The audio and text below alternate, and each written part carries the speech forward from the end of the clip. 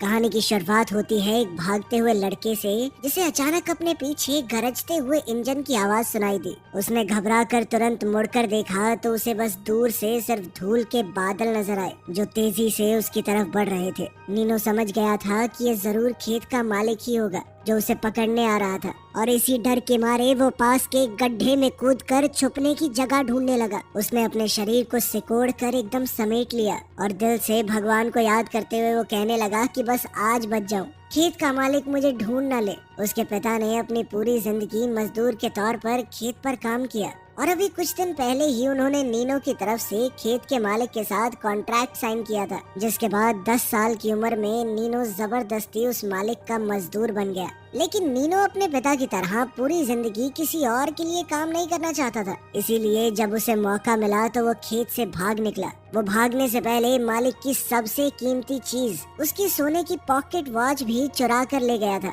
जब खेत के मालिक को पता चला कि नीनो भाग गया है, साथ ही उसकी प्यारी घड़ी भी चुरा ले गया, तो वो गुस्से से पागल हो गया और तुरंत सभी मजदूरों को इकट्ठा करके अलग अलग दिशाओं में लड़के को पकड़ने के लिए भेज दिया। उसने नीनो को पकड़ने वाले के लिए इनाम भी रखा। तब नीनो के पिता भागते हुए मालिक के पास जाकर अपने बेटे की तरफ से माफी मांगने लगे, लेकिन मालिक ने गुस्से में उसे भी डांट कर भगा दिया। इधर भागता हुआ नीनो उस बड़े से पेड़ के नीचे पहुंच गया जहां उसकी बहन काफी देर से उसका इंतजार कर रही थी। नीनो ने जल्दी से उन कपड़ों को बदला जो बहन लाई थी और फिर अपनी बहन से कहा कि मेरे पुराने कपड़े दूसरे रास्ते पर फेंक देना ताकि शिकारी कुत्तों को भटकाया जा सके। फिर अपनी बहन को अलविदा कहने के बाद नीनो फिर से भाग निकला। वो पूरी ताकत से दौड़ता रहा और एक पल के लिए भी रुकने की हिम्मत नहीं की। सिर्फ रात होने पर ही वो एक पत्थर की गुफा में जा छुपा। फिर उसने थोड़ा सा खाना खाकर अपनी थोड़ी ताकत जमा की और फिर पूरी रात थोड़ा डरते हुए गुजारी। अगली सुबह खेत का मालिक शिकारी कुत्तों को मिले उन पुराने कपड़ों को लेकर नीनो के घर पहुंच गया। मालिक को यकीन था कि खेत से भागने के बाद नीनो की किसी ने तो मदद की होगी, और वो कोई और नहीं बल्कि उसकी बहन ही थी। लेकिन उसकी बहन ने कुछ भी नहीं बताया। लेकिन अब मालिक लड़की को डराने लगा। मैं सही बता रहा हूँ, तेरा भाई बहुत बड़ी मुसीबत में है। यहाँ पे सब कुछ सेफ है, बाहर डाकू लुटेरे भी होते हैं, कोई मार देगा उसे। इससे लड़की काफी घबरा गई और उसे लगा कि कहीं उसके भाई के साथ कुछ बुरा न हो जाए, और आखिरकार उसने बता ही दिया कि नीनो उस तरफ भाग कर गया है। नीनो की माँ ने अपने बेटे के लिए भीख मांगी कि साहब उसे कुछ करना मत, लेकिन खेत के मालिक ने गुस्से में उसे जोरदार थप्पड़ मार दिया। उधर पता नहीं कितनी देर तक चलने के बाद नीनो को आखिरकार एक इमारत नजर आई जो इस सुनसान इलाके में दूर से ही दिख रही थी। ये वही बस स्टेशन था जो नीनो के भागने के प्लान का सबसे जरूरी हिस्सा था, जहाँ से उसे बस पकड़नी थी। एक बार अगर वो बस में चढ़ गया तो हो सकता है वो बच के निकल जाए। स्टेशन को इतना पास देखकर थके हारे नीनो के अंदर अचानक नई ताकत आ गई और उसने अपनी रफ्तार और तेज कर दी। लेकिन अचानक उसके कानों में पीछे से इंजन की आवाज आई। दूर से उड़ती हुई धूल को देखकर नीनो का दिल जोर से धड़कने लगा। उसे समझ आ गया कि ये जरूर खेत का मालिक ही है जो उसका पीछा कर रहा था। और अब कहानी वहीं पहुंच गई जहां से शुरुआत हुई थी। जैसे जैसे मालिक और पास आता गया, नीनो का डर बढ़ता रहा। उसकी सांसें तेज हो गई। उसने अपनी आंखों को जोर से बंद कर लिया, मानो उसने खुद को किस्मत के हवाले छोड़ दिया। खुशकिस्मती से हवा में उड़ती हुई धूल ने नीनो को बचा लिया। खेत के मालिक की नजर उस पर नहीं पड़ी। मालिक तुरंत बस स्टेशन के आसपास लोगों से पूछकर नीनो के बारे में पता लगाने की कोशिश कर रहा था, लेकिन उसे कुछ भी हासिल नहीं हुआ और बेचारा नीनो मजबूरी में बस छुपकर देखता रहा। जब वो बस जिसमें उसे भागना था धीरे धीरे स्टेशन से निकलकर दूर चली गई तो उसकी आंखें भर आई। उनके इस दूर दराज से स्टेशन पर बस बहुत कम आती थी और यहाँ पर अगली बस सीधा 4 दिन बाद आएगी। लेकिन खेत का मालिक भी ऐसे ही उसे छोड़ने वाला नहीं था, क्योंकि नीनो सिर्फ कोई भागा हुआ मजदूर नहीं था। उसने मालिक की सबसे कीमती चीज चुराई थी। मालिक ने सोच लिया था कि वो खुद नीनो को पकड़ेगा, चाहे उसे दुनिया का कोना कोना क्यों ना छानना पड़े। उसने अपने एक आदमी को स्टेशन पर ही छोड़ दिया कि यहीं रहकर निगरानी कर, जैसे ही नीनो दिखा उसे पकड़कर मुझे बताना, और फिर बाकी लोगों के साथ आगे ढूंढने चला गया।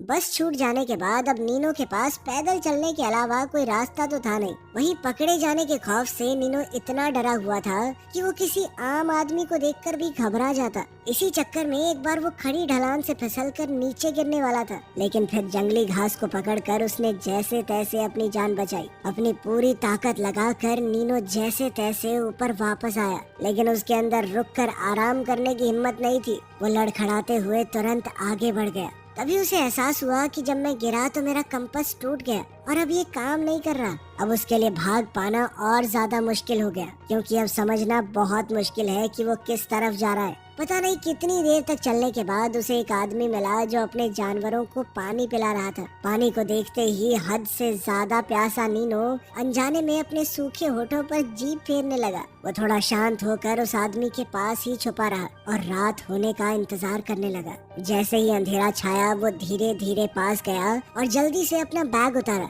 और घबराहट में उस आदमी का खाना बैग में डालने लगा। लेकिन उस आदमी ने नीनो को देख लिया था। जैसे जैसे वो आदमी उसकी तरफ बढ़ा, घबराया हुआ नीनो अचानक मुड़कर भाग पड़ा, लेकिन आदमी ने उसे लाठी से मारकर गिरा दिया। फिर भी नीनो किसी तरह उठ खड़ा हुआ। उसने अपनी कमर से छुरा निकाल कर आदमी को धमकाया कि पास मत आ मेरे, मैं मार दूंगा। लेकिन आदमी ने उसकी बात नजरअंदाज कर दी और फिर से आगे बढ़ने लगा, जिससे डरा हुआ नीनो दोबारा अपनी जान बचाकर भाग गया। उसके पास इतना भी वक्त नहीं था कि जमीन पर गिरा हुआ बैग उठा सके। बैग छूट जाने के बाद नीनो के पास अब कुछ भी नहीं बचा था, ना कोई खाना, ना पानी, सिर्फ एक अकेला बेसहारा बच्चा। फिर न जाने कितनी देर बाद उसे दूर से एक इमारत नजर आई। उसने हिसाब लगाया कि यहाँ पर लोग भी होंगे, मुझे खाना और पानी मिल सकता है। इसी उम्मीद के साथ उसने आसपास ध्यान से देखा और धीरे धीरे हिम्मत जोड़कर उस इमारत की तरफ दौड़ पड़ा। उसने छुरा हाथ में कस के पकड़ लिया और थोड़ी हिम्मत बटोरता हुआ अंदर घुस गया। लेकिन अंदर बस एक टूटा हुआ पुराना कुआं था और कुछ भी नहीं। नीनो ने एक पत्थर उठाया और उसमें फेंक दिया। काफी देर तक इंतजार किया, लेकिन पानी की आवाज ही नहीं आई। उस सूखे और वीरान कुएं को देखकर नीनो फिर से पूरी तरह टूटा हुआ महसूस करने लगा। भूखा, प्यासा और बिल्कुल थक चुका नीनो अब और बर्दाश्त नहीं कर पाया और वहीं जमीन पर गिर गया। पता नहीं कितनी देर बाद एक आदमी ने बेहोश पड़े नीनो को देखा और उसे होश में लाने की हर मुमकिन कोशिश करने लगा। खतरा महसूस होते ही नीनो ने तुरंत अपना छुरा उठाया और खुद को बचाने की कोशिश की, लेकिन हद से ज्यादा कमजोर होने की वजह से वो उस आदमी के सामने टिक नहीं पाया और आदमी ने उसे आसानी से काबू कर लिया। नीनो की जान बचाने के लिए आदमी ने कपड़े के टुकड़े पानी में भिगो भिगो कर उसके होठों पर लगाए और धीरे धीरे उसे मौत के मुंह से वापस ले आया। जब नीनो आखिरकार होश में आया तो उसे एहसास हुआ कि जिस आदमी ने उसकी जान बचाई है ये कोई और नहीं, वही आदमी है जो थोड़ी देर पहले जानवरों को पानी पिला रहा था। उस आदमी ने नीनो को खाना चुराने के लिए कुछ नहीं कहा, बल्कि अपना सारा सामान खुशी खुशी उसके साथ बांटा। जो बैग नीनो गलती से छोड़ आया था वो भी उसे वापस कर दिया। उसी दिन से ये दोनों साथ साथ सफर करने लगे। उस नेक दिल इंसान ने अपना सर पर बांधने वाला कपड़ा भी नीनो को दे दिया ताकि वो तेज धूप से बच सके। लेकिन उस आदमी के पास खाना पहले ही कम था और अब तो 2 लोगों में बांटना पड़ रहा था। इसीलिए उन्होंने सिस्टम बनाया कि एक दिन खाना खाएंगे और अगले दिन भूखे रहकर सिर्फ पानी पर गुजारा करेंगे। जब खाना नहीं होता था तो दोनों बातें करके ही अपना पेट भर लेते और जब भूख बर्दाश्त से बाहर हो जाती तो पेड़ के नीचे लेटकर नींद का सहारा लेते। इधर खेत का मालिक जो कई दिनों से नीनो का पीछा कर रहा था, उसने अपने आदमियों को 2 गुटों में बांट दिया और वो धीरे धीरे नीनो के करीब पहुंच रहा था। उधर नीनो को पता चला कि उस आदमी का नाम रॉय है। खैर कुछ देर बाद रॉय ने देखा कि मेरा कुत्ता जो आमतौर पर शांत रहता है इतनी जोर जोर से भौंक क्यों रहा है। जिस दिशा में कुत्ता भौंक रहा था उस तरफ से 2 लोग उनकी तरफ आ रहे थे। रॉय समझ गया कि ये लोग शायद वही हैं जो नीनो को पकड़ना चाहते हैं, इसीलिए उसने बिना देर किए नीनो से कहा कि तुम जल्दी से छुप जाओ। ये सुनते ही नीनो इधर उधर देखकर छुपने लगा। दोनों पीछा करने वाले लोग जल्द ही वहाँ पहुँच गए और पूरी सख्ती से उस आदमी से पूछताछ करने लगे कि नीनो कहाँ है। लेकिन रॉय ने पूरी तसल्ली के साथ कहा कि मैं किसी नीनो को नहीं जानता। उनके सभी सवालों के जवाब रॉय ने इतने अच्छे से दिए कि उन्हें बिल्कुल भी शक नहीं हुआ। जैसे ही दोनों रॉय की बातों पर भरोसा करके वहाँ से जाने लगे, तभी अचानक उनका शिकारी कुत्ता भौंकने लगा। वो पास के सूखे कुएं की तरफ इशारा कर रहा था। उनमें से एक ने तुरंत सूखी घास को आग लगाकर कुएं के मुंह पर फेंक दिया। कुएं के नीचे छुपा हुआ नीनो पूरी तरह घबरा गया। वो सांस भी बिल्कुल धीरे धीरे लेने लगा ताकि किसी को एहसास न हो कि वो यहाँ पर छुपा हुआ है। फिर भी उन लोगों में से एक ने अपनी राइफल निकाल कर कुएं के अंदर गोली चला दी, लेकिन किस्मत से नीनो को कुछ नहीं हुआ। उनका ध्यान भटकाने के लिए रॉय ने कहा कि कल मैंने पास की घाटी में बहुत सारे गिद्ध देखे थे, आसमान में घूम रहे थे, हो सकता है कि लड़का वहीं पर पड़ा हो, मर गया होगा अब तक, यहाँ पे क्या मिलेगा खाने को। उसकी बात उनमें से एक तो मान गया, लेकिन दूसरे ने अचानक से सवाल पूछा कि तुमने पेशाब कहाँ किया था। दरअसल दीवार के कोने में किसी ने पेशाब किया हुआ था। ये किया तो नीनो नहीं था, लेकिन इस बात का इस्तेमाल करके वो आदमी ये जानना चाहता था कि रॉय कहीं उन्हें झूठ तो नहीं बोल रहा। अब सही जगह का पता न होने की वजह से रॉय ने एक तुक्का मारा, लेकिन ये उससे बहुत बड़ी गलती हो गई। उन लोगों ने रॉय को बेरहमी से पीटना शुरू कर दिया। फिर भी जब रॉय ने नीनो के बारे में कुछ नहीं बताया तो उन्होंने अपनी चाल बदली। अब वो नरमी से बात करने लगे, लेकिन चाहे वो कितनी भी कोशिश क्यों ना कर लें, रॉय एक ही बात कहता रहा कि मैंने किसी बच्चे को देखा ही नहीं। उसे बोलने पर मजबूर करने के लिए उन लोगों ने उसके सामने ही उसकी भेड़ों को काट डाला। ये भेड़ ही उस आदमी के जीने का सहारा है। अपनी आंखों के सामने उन्हें मरता देखकर रॉय को बहुत गुस्सा आ गया, लेकिन फिर भी उसने नीनो के बारे में कुछ नहीं बताया। फिर पीछा करने वालों ने मरी हुई भेड़ों को सीधा उस सूखे कुएं में फेंक दिया जहाँ नीचे नीनो छुपा हुआ था। नीनो एक एक लाश को अपने पास गिरता हुआ देख रहा था। उसका दिल गुस्से से फटने लगा और आखिरकार उन लोगों ने उस आदमी के प्यारे कुत्ते को भी उसी पुराने कुएं में फेंक दिया। अब नीनो से और छुपा नहीं गया और वो तुरंत उठकर ऊपर चढ़ने लगा।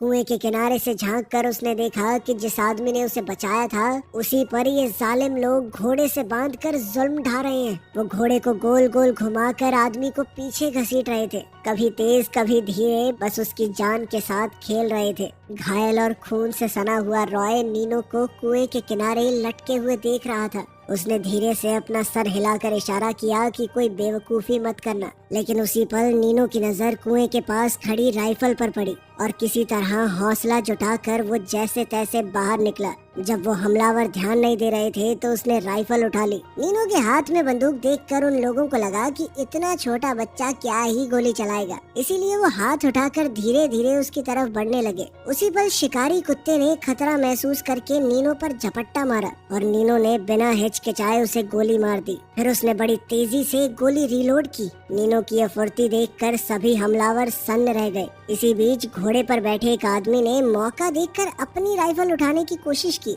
लेकिन उसे क्या पता था कि नीनो पहले से ये सब देख रहा है। उसने निशाना लगाकर घोड़े पर बैठे आदमी को एक ही गोली में नीचे गिरा दिया। उस आदमी ने भी गोली चला दी, लेकिन नीनो की वजह से उसका निशाना चूक गया और वो गोली सीधा उसी के साथी को जा लगी, जिसकी मौके पर ही मौत हो गई। हालांकि घोड़े वाला आदमी नीचे जरूर गिर गया, लेकिन उसके सिर्फ कान पर चोट आई थी और हार न मानकर वो तुरंत अपनी राइफल उठाने लगा ताकि दोबारा हमला कर सके, लेकिन रॉय ने फिर से उसे काबू में कर लिया। इतना जुल्म सहने के बाद भी वो नेक दिल आदमी किसी की जान नहीं लेना चाहता था, इसीलिए उसने पीछा करने वालों को छोड़ देने का फैसला किया, जिसके बाद शिकारी बेइज्जत होकर चुपचाप वहाँ से चला गया। उसके जाने के बाद नीनो और रॉय ने मिस फायर में मारे गए उस आदमी को दफनाया और तुरंत वहाँ से जल्दी जल्दी निकल पड़े ताकि वो आदमी जिसे उन्होंने छोड़ा है वो कहीं और लोगों को लेकर वापस न आ जाए। लेकिन रॉय अब इतनी बुरी तरह पिटा हुआ था कि उसका शरीर साथ नहीं दे रहा था, इसीलिए ज्यादा दूर जाने से पहले ही दोनों को रुक कर आराम करना पड़ा। उस पल के बाद से घायल रॉय की देखभाल की जिम्मेदारी पूरी तरह से छोटे से नीनो पर आ गई। वहीं जिस शिकारी को रॉय ने छोड़ दिया था वो सीधा मालिक के पास गया। उसने सब कुछ बता दिया और ये सुनते ही मालिक गुस्से से लाल हो गया। उसने अपने मन ही मन में कसम खा ली कि वो खुद नीनो को पकड़ेगा, चाहे उसे दुनिया के आखिरी कोने तक क्यों ना जाना पड़े। दूसरे दिन सुबह नीनो ने घायल आदमी से अलविदा ली और अकेला पास ही के एक इलाके में पानी लेने निकल गया। जैसे ही वो ठंडे पानी को देखकर खुश हुआ, तभी अचानक उसके कान में किसी की आवाज पड़ी। नीनो तुरंत सतर्क हो गया, इधर उधर देखने लगा। उसे लगा कि पीछा करने वाले आ गए होंगे, लेकिन सामने उसने एक अजीब से आदमी को देखा जो एक लकड़ी के ठेले पर बैठा था। उस आदमी के पैर बिल्कुल काम नहीं करते थे। उस आदमी के सवालों के सामने होशियार नीनो ने कहा कि मैं तो सिर्फ पानी लेने आया हूँ। खुद को बचाने के लिए उसने झूठ भी कह दिया कि मेरे भाई और पिता पास ही में भेड़ चरा रहे हैं। ये सुनकर उस आदमी ने जल्दी से कहा कि मैं कोई बुरा इंसान नहीं हूँ। उसने नीनो को बताया कि मैंने गरम सूप बनाया है अभी, अगर तुम्हें चाहिए तो बता देना। हालांकि नीनो हर चीज को शक की निगाह से देख रहा था, लेकिन कई दिन से पेट भरकर खाना न मिलने की वजह से वो अपने लालच को रोक नहीं पाया और बड़ा संभल कर उसके साथ अंदर चला गया। किस्मत से उस आदमी ने उसे धोखा नहीं दिया और अब कई दिन बाद नीनो ने जी भर के खाना खाया। जैसे ही नीनो शुक्रिया अदा करके उठने लगा और जाने की तैयारी की तो आदमी ने अचानक कहा कि रसोई में और भी खाना पड़ा है, अगर वो चाहे तो अपने साथ ले जा सकता है। उसकी बात पर भरोसा करके नीनो खुश होकर किचन में गया, लेकिन वहाँ उसे कोई खाना नजर नहीं आया। उसी पल किसी ने रसोई का दरवाजा अचानक से बंद कर दिया। अब नीनो वहाँ पर कैद हो चुका था। नीनो कमरे के अंदर घबराकर चिल्लाने लगा, लेकिन बाहर से कोई जवाब नहीं आया। तब उसे समझ आया कि वो लंगड़ा आदमी वहाँ से जा चुका है। उसने तुरंत अपनी कमर से छुरा निकाला और लकड़ी के दरवाजे में बेचैनी से सुराख करने लगा। फिर उस सुराख में हाथ डालकर वो बाहर लगी कुंडी खोलने की कोशिश करने लगा। हालांकि इस दौरान उसका हाथ जख्मी हो गया, लेकिन आखिरकार नीनो किसी तरह बाहर निकल ही आया। वो दौड़कर कमरे से निकला और उसने देखा कि लंगड़ा आदमी तेज रफ्तार से नीनो के गधे को भगाकर ले जा रहा है। दरअसल उस आदमी ने ये सब कुछ नीनो के गधे को चुराने के लिए किया था। ये देखकर नीनो गुस्से से भर गया और उसके पीछे भागने लगा। उसने एक पत्थर उठाया और पूरी ताकत से लंगड़े आदमी पर दे मारा। इससे वो लंगड़ा आदमी जमीन पर गिर गया और घबराते हुए माफी मांगने लगा। ये सुनकर नीनो ने उसे भी जिंदा छोड़ दिया, लेकिन अचानक से उस आदमी ने नीनो की लापरवाही का फायदा उठाकर दोबारा हमला कर दिया। अब गुस्से से भरा नीनो खुद को छुड़ाकर बार बार पत्थर से उस आदमी पर हमला करता रहा, जब तक उसने बिल्कुल हिलना डुलना बंद नहीं कर दिया। तब नीनो घबरा गया, क्योंकि उसे लगा कि उसने गलती से उस आदमी को मार दिया है। वो बिना ज्यादा सोचे अपने गधे को लेकर वहाँ से भाग निकला। नीनो ने सोचा कि वो इस बात को अपने दिल में ही दबा कर रखेगा और किसी को नहीं बताएगा, लेकिन जैसे ही वो वापस रॉय के पास पहुंचा, उसने तुरंत नीनो के हाथ पर लगे जख्मों को देख लिया। बार बार पूछने पर नीनो ने सब कुछ बता ही दिया। ये सब सुनकर रॉय ने फैसला किया कि वो नीनो को वापस उसी कुएं के पास लेकर जाएगा और फिर दोनों उसी दिशा में चल पड़े। लेकिन उन्हें ये बिल्कुल भी अंदाजा नहीं था कि वो लंगड़ा आदमी असल में मरा ही नहीं था। और सबसे खतरनाक बात तो ये थी कि खेत का मालिक नीनो को ढूंढते हुए पहले ही अपने 2 आदमियों के साथ वहाँ पहुँच चुका था। वो लंगड़ा आदमी जमीन पर पड़ा गिड़गिड़ा रहा था और वो उन 3 लोगों से मदद की भीख मांगने लगा, लेकिन वो क्या जानता था कि ये तीनों बहुत ज्यादा बेरहम हैं। खेत के मालिक को लंगड़े आदमी की जिंदगी से कोई मतलब नहीं था। उसका सारा ध्यान सिर्फ भागे हुए लड़के नीनो के बारे में जानकारी निकालने पर था। जब उसने अपनी जरूरत के हिसाब से पूछ लिया तो फिर लंगड़े आदमी को वहीं गोली मारकर उसका खून कर दिया। फिर खेत के मालिक ने लाश को कुएं में फेंक दिया और नीनो का पीछा जारी रखा। थोड़ी देर बाद नीनो और रॉय वापस उसी जगह पर लौट आए। किस्मत से नीनो बिल्कुल बाल बाल बच गया और खेत के मालिक से उसका आमना सामना होते होते रह गया। वहीं उसके साथी ने जमीन पर पड़े खून के निशान को खामोशी से देखा, फिर इधर उधर देखा और आखिरकार कुएं के अंदर से लंगड़े आदमी की लाश निकाल ली। उसने लाश को बाहर निकालकर एक अच्छे तरीके से दफनाया। फिर दोनों ने वहीं रात गुजारी और अगली सुबह फिर से अपना सफर जारी रखा। जल्द ही वो दोनों एक वीरान स्टेशन पर जा पहुँचे, जहाँ उनका आखिरकार उस खेत के मालिक से सामना हो ही गया, जो न जाने कब से उनका पीछा कर रहा था। अब आदमी ने तुरंत नीनो को एक कमरे के अंदर छुप जाने को कहा और खुद बाहर बंदूक के साथ खड़ा हो गया, ताकि वो अकेले ही खेत के मालिक और उसके 2 आदमियों का सामना कर सके। चालाक खेत के मालिक ने पहले तो रॉय को समझाने की कोशिश की। उसने कहा कि मैं तेरी जान के पीछे नहीं हूँ, मुझे सिर्फ नीनो को वापस ले जाना है और इस सब से तुम्हारा कोई लेना देना नहीं है। लेकिन चाहे मालिक कुछ भी बोलता रहे, रॉय पर कोई फर्क नहीं पड़ा। वो अपनी बंदूक के साथ दीवार बनकर खड़ा रहा और नीनो की हिफाजत करता रहा। जब समझाना काम नहीं आया तो खेत के मालिक ने भारी इनाम का लालच दिया, ताकि रॉय नीनो को उसके हवाले कर दे। लेकिन इतना सारा पैसा देखकर भी उस आदमी के चेहरे पर जरा सी हिचकिचाहट भी नहीं आई। अब कोई रास्ता तो बचा नहीं था, इसलिए गुस्से से भरे खेत के मालिक ने जबरदस्ती नीनो को ले जाने की कोशिश की और वहाँ पर जबरदस्त गोलीबारी शुरू हो गई। असल में ये आदमी एक पुराना फौजी था। उसका निशाना जबरदस्त था और उसने 1 सेकंड में खेत के मालिक के दोनों साथी गिरा दिए। लेकिन तभी उसकी नजर इधर उधर गई और उसे एहसास हुआ कि घबराया हुआ नीनो गायब हो चुका है। वो तुरंत उसे ढूंढने के लिए दौड़ा और आखिरकार वो उसे एक लकड़ी के शेड के अंदर मिला। लेकिन तभी अचानक दरवाजे के पीछे से चालाक खेत का मालिक निकल आया। खतरे का अंदाजा होते ही वो आदमी तुरंत पलट गया, लेकिन तब तक बहुत देर हो चुकी थी। खेत के मालिक ने गोली चला दी और उसी पल रॉय सीढ़ियों से नीचे जा गिरा। आखिरकार नीनो फिर से खेत के मालिक के कब्जे में आ गया था। जैसे ही नीनो को जबरदस्ती गाड़ी में डाला जा रहा था, तब घायल रॉय एक आखिरी बार पूरी ताकत जोड़कर वापस दौड़ा। उसने खेत के मालिक को खींचकर बाहर निकाला और अपनी बांस की लाठी से उसका गला घोंट दिया। खेत का मालिक जान बचाने के लिए तड़पने लगा और उसने अपनी पिस्टल से अंधाधुंध गोलियां चला दी। इसी फाइट में एक गोली पहले से जख्मी रॉय को फिर से लग गई। रॉय ने मालिक को तो मार दिया, लेकिन साथ ही वो भी अपने जख्मों की वजह से मारा गया। इस दर्दनाक मंजर को देखकर नीनो बहुत रोया। कुछ दिन पहले तक वो आदमी उसे जानता तक नहीं था और आज नीनो की आजादी के लिए उस आदमी ने अपना सब कुछ न्योछावर कर दिया। अब नीनो ने उस आदमी के शरीर को बहुत अच्छे से दफनाया और फिर आखिरकार सारा सामान लेकर आगे बढ़ गया। वीडियो पसंद आई तो लाइक कर देना, चैनल को सब्सक्राइब कर लेना। मिलते हैं अगली वीडियो में।